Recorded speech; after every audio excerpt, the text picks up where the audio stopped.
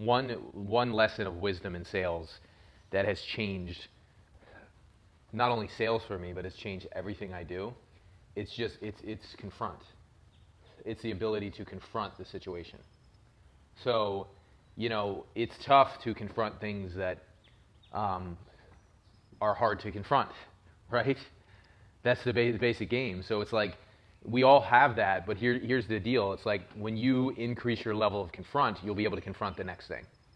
So it's not done like most people think it, where all of a sudden I'm going to take on this massive thing and like confront something that's way beyond my capacity to confront right now.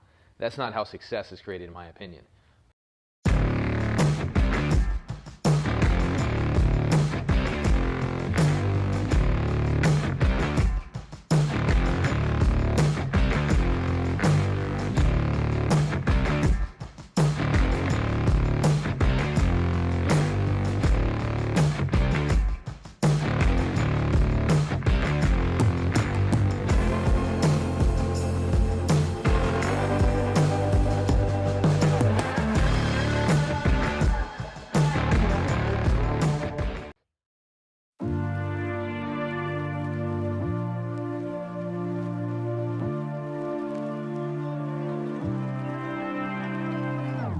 Like I've created success because I've confronted the next thing and the next thing and the next thing on not something that's so hard for me to do, but something that it's a little bit of a confront. I got to do it, but I have the chops to do it because it's right above where I'm at, the level that I'm at. So if I do it, then what's going to happen is I'm going to have a success, and I'm going to become more powerful, and then I'm ready for the next level.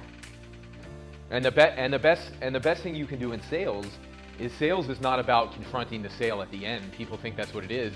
It's about confronting the tough things earlier on in the conversation, where you build momentum. So it's like, you guys need to go listen to my money talk where I'm doing it with clients after they've enrolled in Dream Client, and I just get into their whole financial situation.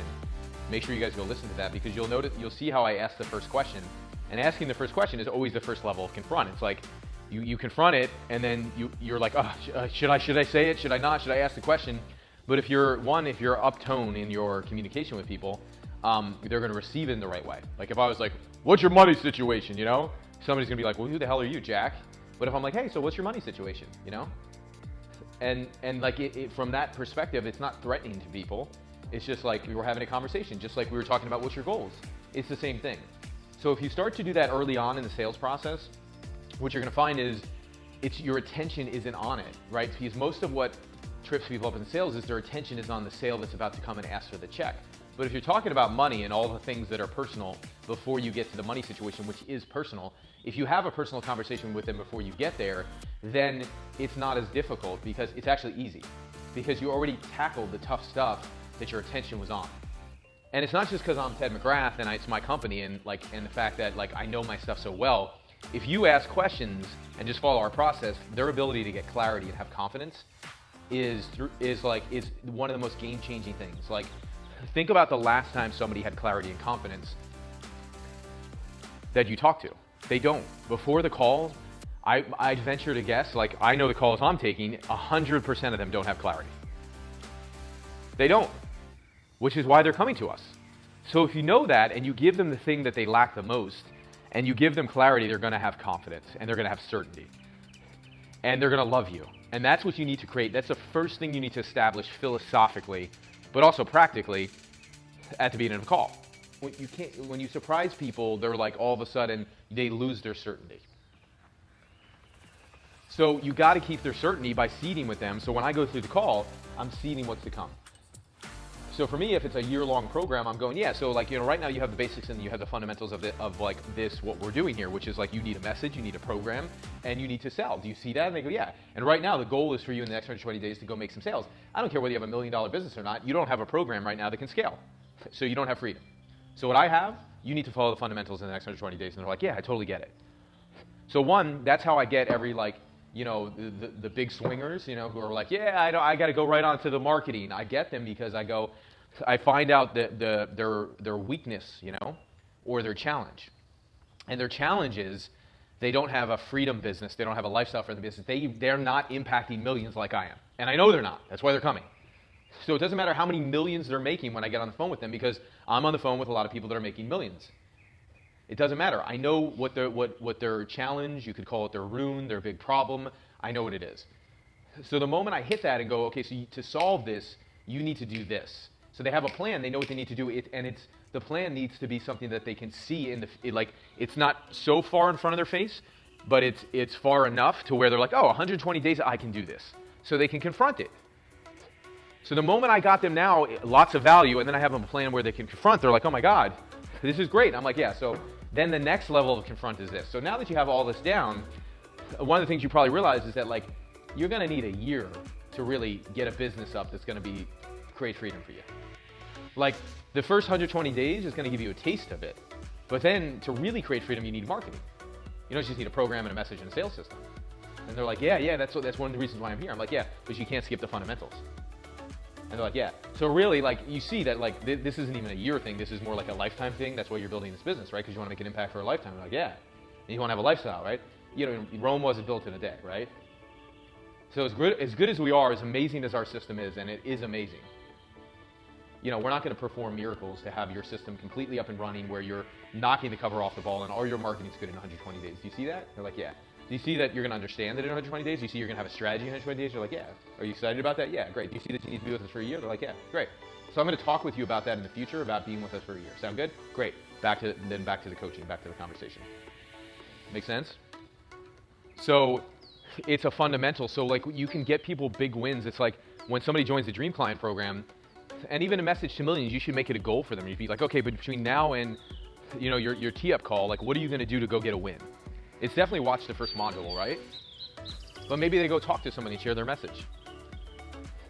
And you give them an action plan. Like, before somebody goes to, when we're selling them into the partner program, I actually, for that week, I go, okay, now you're going to go enroll somebody. So, like, we're going to talk to you again in a week. And between now and the next week, you're going to have your next phone call with our sales coach. You're going to be on a group coaching call. But what I want you to do is go have a win, so I want you to go enroll somebody. And some of them are like, okay, I'll do it. And some of them are like, I'm not real confident in the program. I'm like, okay. So for you, I just want you to go talk to people about the program. I'm creating this program. I'm really excited about it. Blah, blah, blah. Because getting in communication creates confidence. That's the thing. Getting in action creates confidence. So you feel where they're at. You give them a step they can take that builds confidence. Then the ability for them to take the next step in their business and joining our programs, they have the certainty. And that's what you got to give people. You always give them the next thing that they can confront. That's it. You don't give them any more than that. You see? Mind manipulation is bad. So mind manipulation is horrible. But control, to guide somebody in the direction of their dreams and what they want, and to be the leader, because as a leader, you have to control situations, right? If you're having a conversation with your team and everybody's... Right. Well, exactly. So who's the coach and who's the leader on the call? If you ask a question, you don't get an answer to your question. What do? You ask it again. They're here because they want to be steered. What's steering them away from you is not their powerful, you know, creative self. What's steering them away from you is their reactivity. That's it. So when you think somebody's like, and the reactivity is powerful, that's the thing you got to notice. So don't ever get sucked in by the reactivity. Somebody gets angry, somebody gets upset, somebody gets whatever. If I'm asking a question simply like, tell me about your money situation, somebody gets reactive, I don't care. I'm not listening to, that's not them talking. They're not in present time. You see what I'm saying? They're reacting from something that happened in the past. So I'm not actually talking to somebody in present time at that moment. So if I'm not talking to somebody in present time, then they're not rational. So if they get reactive, if they get whatever, if they pause, if they start, you know, dancing to the side and they're like, they start a whole other conversation, I'm like, this person is, I'm not having the same conversation right now. So I'm going to get them back on track. I'm going to steer them in the direction so that I can help them succeed. Because the reason they don't succeed and they haven't succeeded without me, right? Here's the reason, is because they do that. It's that simple. They're talking out of a past experience potentially. They're talking out of something that's not even them in this moment. So it's not even indicative of what's going on in their life right now in their situation. So with that said, do you respect people? Do you honor them? Do you listen to them? Yeah, but you don't let somebody guide the conversation who's coming to you for leadership. You control the conversation. You steer the conversation. You make sure that you listen to what their goals are and then you get them to the goal. do it. You know, from the time you're a child, and I know my experience of being a child, like I want to crawl, you know, in spaces that I want to go into, and you know, from the time I'm crawling, my parents are saying you can't go into that space. Like, I believe as a spiritual being, I'm meant to go fucking conquer the world, right? I want to fucking conquer the physical universe, right? I don't want anybody holding me back, right? So I want to go where I want to go. I want to do what the fuck I want to do, and I want to do it when I want to do it. So in some aspect, what's happened to people is they've been told they can't do something, and then they start to believe they can't do something. So in a coaching call, our job is never to tell them what they can't do, right? Our job is to listen to what they want, stretch the hell out of them. Then when it comes to the time where they say they want something and then they don't do it, then it's time to confront them and go, listen, here's the deal. Like, I want you to have your dreams, but you're talking out of two sides of your mouth. That's my time to coach them. That's not invalidating them. That's just going, you want a dream, I'm here to support you. I'm on your side. Like, you can't sit here and tell me that you want to go make $1 billion and not invest in a $2,000 program.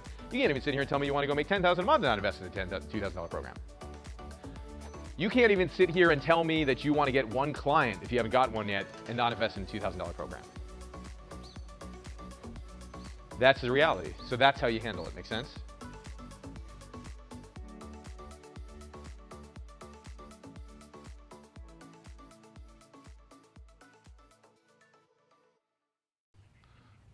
Okay, right.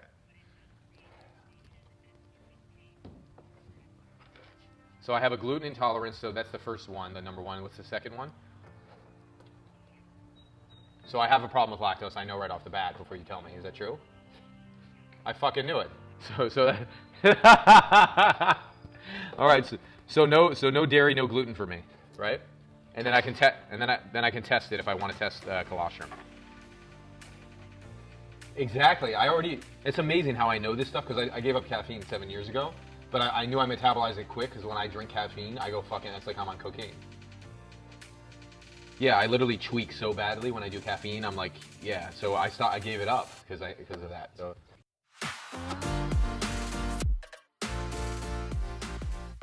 I just got an MD. I'm like a medical doctor now breaking down all these terms, but I'm understanding because the lesson, people, is if you don't understand something, ask questions, understand it. Otherwise, for me, my head hits the table, my body starts to ache, and then I'm like, I can't learn this shit, but which isn't true. So Dr. Renee is coming at me 100 right now, giving me some major shit on my genetics because I'm finding out stuff right now about my genetics, the things that I shouldn't be eating because my genetics basically don't.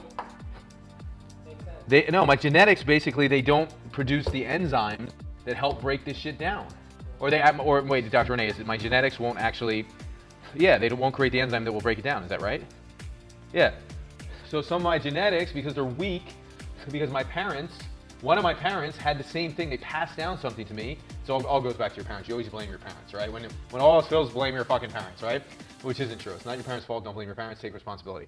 So with that said, I'm finding out genetics that are being passed down to me in my family, and certain genetics aren't functioning, so it's not creating the enzymes that break down certain foods that can fuel my nervous system or fuel my brain or fuel my circulation.